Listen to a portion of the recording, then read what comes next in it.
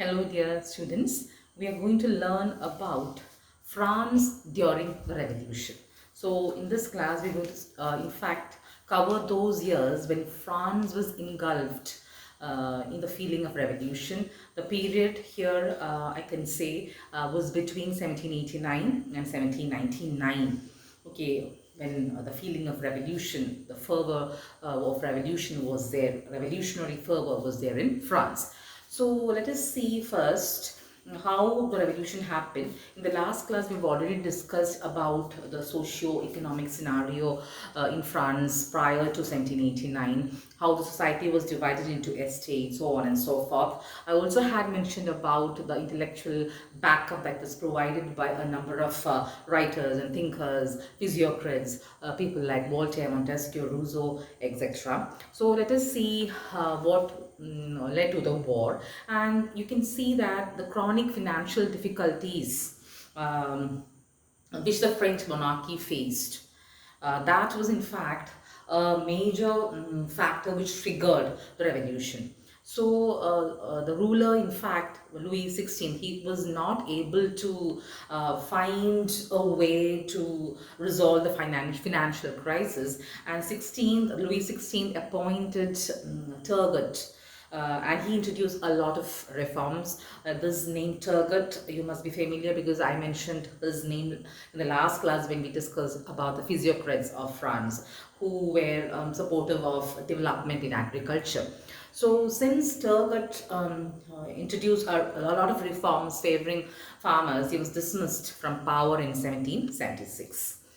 Okay, now let us see how the condition got worsened after the dismissal of Turgot.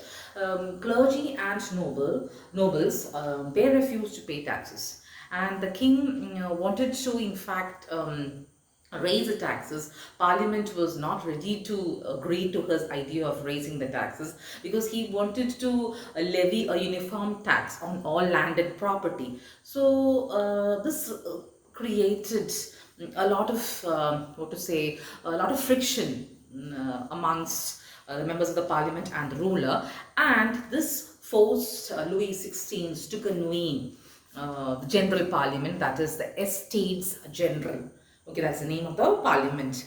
Okay, the whole house, I mean, the estates general. So it was convened on this particular date, May 5th, 1789. May 5, 1789.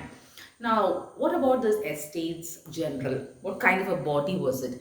It was, in fact, a feudal assembly which consisted of three orders. So you have the first estate, second, and the third estate. And here, the third estate, which consisted of the majority of people, majority of population, they wanted vote by head. Okay.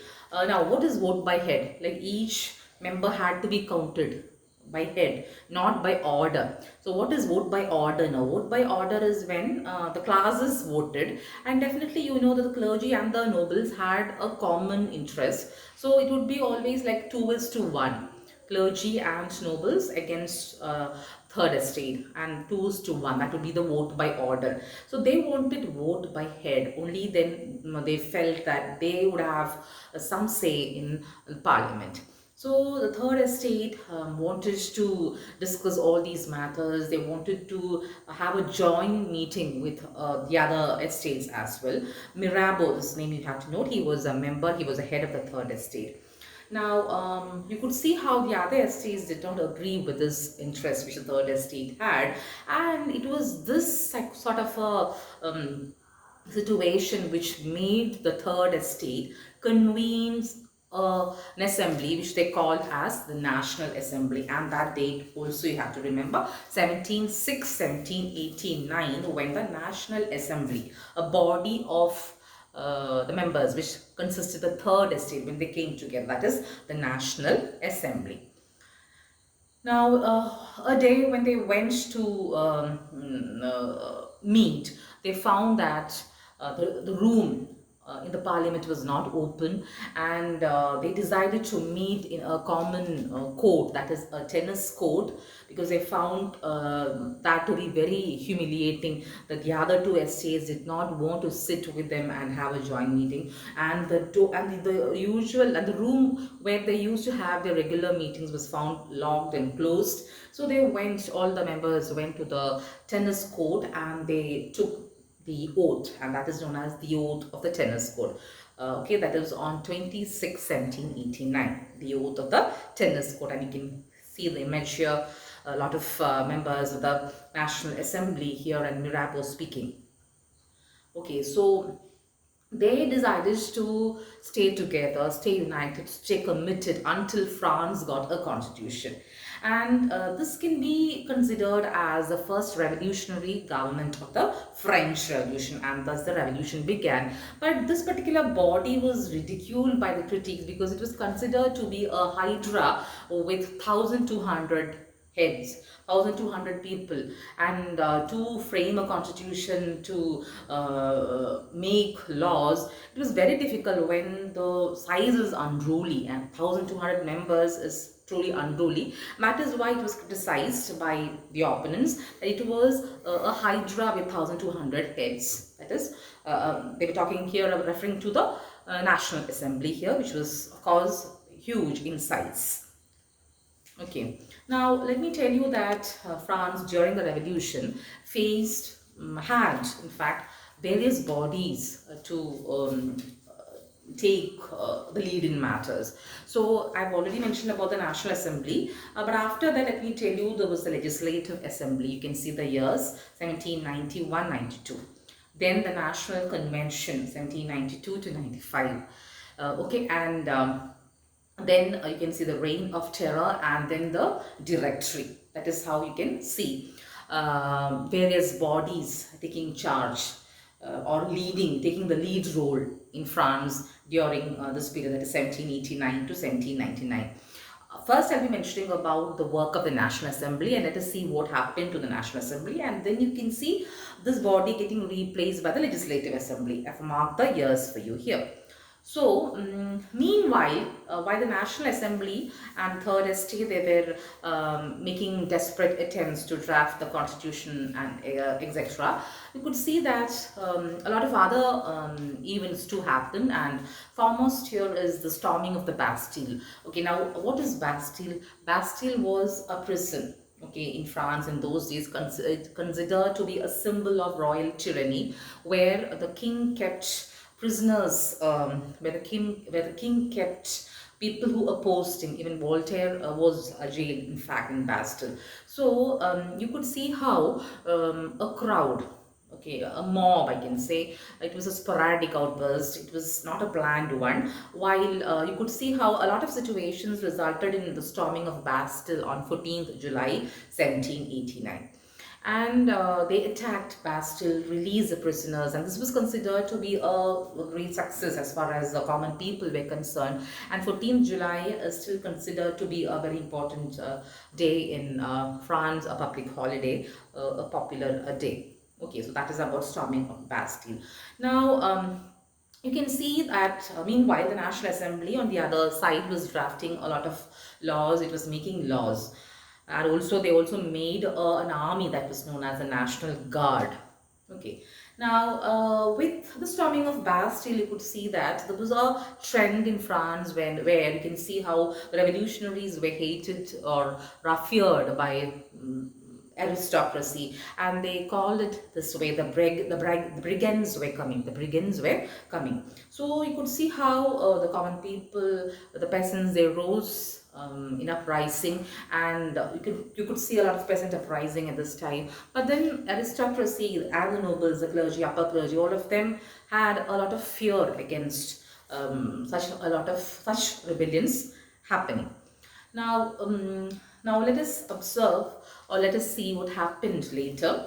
There was a severe scarcity of food in those days, and that you can see October, that is October days in 1789 saw the heights of it, and shortage of food, inflation, etc. affected the lower classes very badly. And on October 5th, you could see how again it was not a planned one, a mob which was prominently led by women. Okay, and uh, they had a procession. They went to Versailles, and they wanted to meet the ruler, his wife. They wanted bread. Okay, so that was the reason they did not have bread, and they wanted bread, and they wanted to meet the royals in order to get bread. Okay, so this is an image for you where you can see how a lot of women participated, and this is in fact the gender angle of the revolution. You can see how a lot of women participated, while a few writers also said that men disguised as women could also be seen as members of this mob. But anyway, this was a mob which you can see had a lot of participation of women. Now, so women marched for bread. The royal family tried to escape. They were captured back. They were taken on a procession. You could see how the king, his wife, and their son, they were taken in front of the procession, and they were ridiculed this way.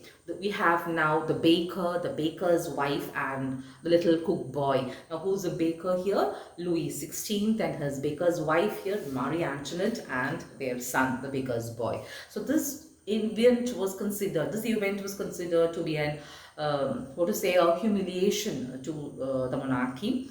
Now, that is what happened in October.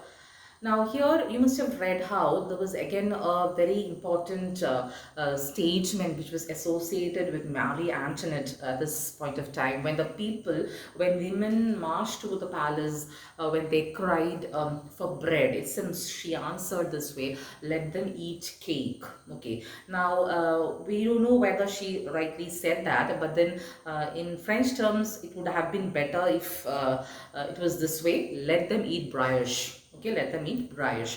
Now, what is brioche? Brioche is a bread which is enriched with butter and eggs, and which is definitely considered to be a luxury. And in those days, peasants and farmers, of course, could not afford butter and eggs. And this was how we could see the queen here was totally unaware of the conditions of the people, how she was rather regardless of the condition of the peasants, and she don't understand. Rather poor understanding of their situation can be seen here. So let them eat brioche. That could be a better version of let them eat cake. So this is actually attributed to Marie Antoinette. That is how it is said. Anyway, she was hated very much by the people for whatever work she did, and whatever how in the way she dealt with the people. So you could see how the National Assembly, meanwhile, did a lot of work, and their attempts were to abolish serfdom.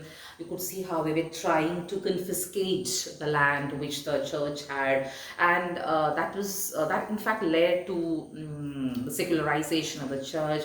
National Assembly, consisting mainly of the common people, they talked a lot about freedom of press, freedom of religion, etc. So that is how it is very important. Yeah, they spoke about constitutional monarchy and also separation of powers. And I've told earlier like how Montesquieu was the person behind this idea of separation of powers. And also you can see how the ideas of Voltaire and Rousseau greatly influenced the revolutionaries. Okay, so this Declaration of the Rights of Man and the Citizen, was the most important work of the National Assembly. Now it reads so: men are born and remain free and equal in rights. Social distinctions may be based on general usefulness. So here this was drafted by Abbassies, Marcus Lafayette, and they were supported by Thomas Jefferson, about whom we have discussed during the American War of Independence.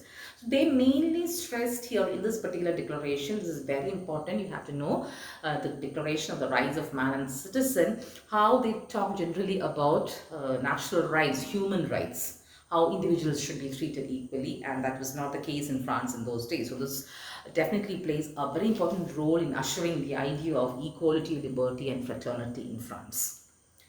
Okay, now you can see how another body took the lead from 1791 onwards. This body, the Legislative Assembly, replaced the National Assembly. Why? Because National Assembly was too radical, and the bourgeois felt that the National Assembly was not radical enough. So another body came into being, that is the Legislative Assembly, and this body was much more radical in approach, actually, which consisted of two powerful groups within the body, the Jacobins and the Girondists. You must have heard about that. In this, Jacobins dominated. A number of Jacobin clubs were there in France. Not only in France, the other European countries too had its influence. So Jacobins, you can see, were very powerful people, very radical people, and they formed groups. And it was during this period that ruler and queen, okay, Louis XVI and his wife,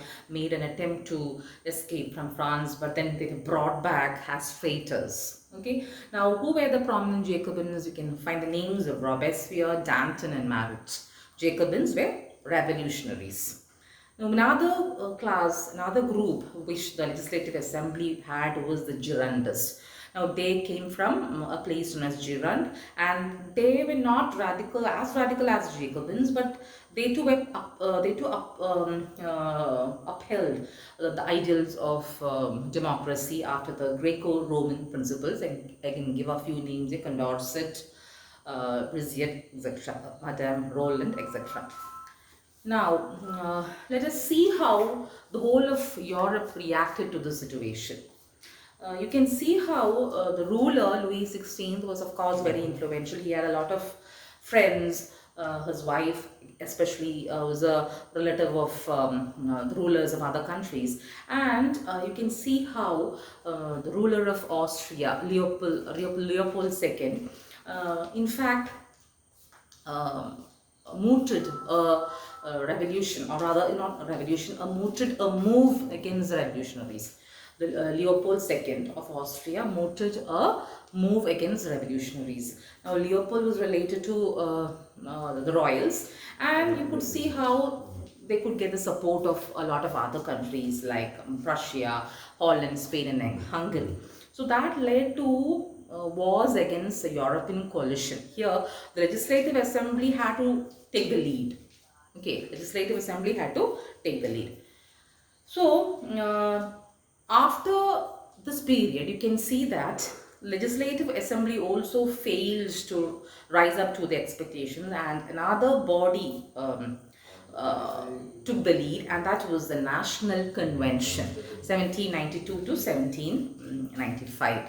And now you can see how a category of people, sans culottes, they gained prominence. You must be familiar with I'll show you the image, familiar with culottes. They wore baggy trousers, okay, and they were mainly workers, and they you can see they were the ones, the sans culottes actually led the National Convention. They spoke a lot about federalism. Federalism is where you have the federation of states. That was their idea. And here also Robespierre was a major spokesperson. Now here I have the image of culottes for you, which is very common amongst youth, culottes. Now in 1793, you could see how the National Convention led by Robespierre got the royals guillotined. Guillotined is to get them beheaded. So Citizen Louis Capet was declared guilty of treason, and he got guillotined, and even Marie Antoinette got guillotined. Now what is guillotine? You can see the image here. Guillotine was in fact, this particular machine was in fact discovered by a doctor. His name was guillotine, and you could see how it has poles, and in the center an axe, okay, which was used to behead people. So since a lot of people had to be beheaded, this was considered to be a very easy method. So the ruler and his wife, they got guillotined. A number of royals and nobles also got guillotined. So Robespierre was in fact the person who was the leader. Now then you can see how there was a reign of terror from 1793 to 1794. The reign of terror was a period when a lot of people got guillotined. It was the particular year was called the Reign of Terror because a lot of royals got guillotined, and you can see the number here, 17,000 people. In fact, finally the people got Robespierre himself guillotined. That was 27/7/1794, and that was the ninth day of Thermidor, the 11th month of the French calendar, revolutionary calendar in fact, and it has got another name too. This particular incident, the incident when Robespierre got guillotined, and that is called the Thermidorian Revolution.